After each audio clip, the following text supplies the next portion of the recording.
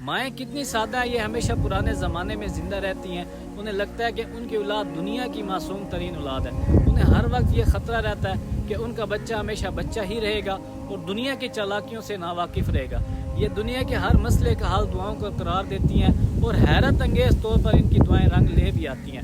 ان کی اکثریت موبائل استعمال کرنا نہیں جانتی، بڑی بڑی باتیں نہیں سمجھتی، دلائل سے بات نہیں کر سکتی، فیس بک کے بارے میں نہیں جانتی، ٹویٹر سے انجان ہے، سادہ زندگی گزارتی ہیں، کسی بھی بات کو سچ سمجھ لیتی ہیں، بڑی جلدی گھبرا جاتی ہیں، چھوٹی چھوٹی باتوں پر سہم جاتی ہیں، لڑائی سے گھبراتی ہیں۔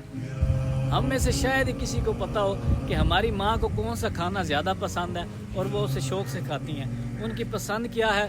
ہم یہ بھی نہیں جانتے کہ ماں کو کس رنگ کا سوٹ پسند ہے، پسندیدہ سویٹ ڈش کون سی ہے۔ آپ نے کبھی اپنی ماں کو کسی چیز کے لیے للچاتے ہوئے نہیں دیکھا ہوگا۔ ہم میں سے اکثریت کا تعلق غریب خاندانوں سے ہے۔ یاد کیجیے اپنے بچپن کے وہ دن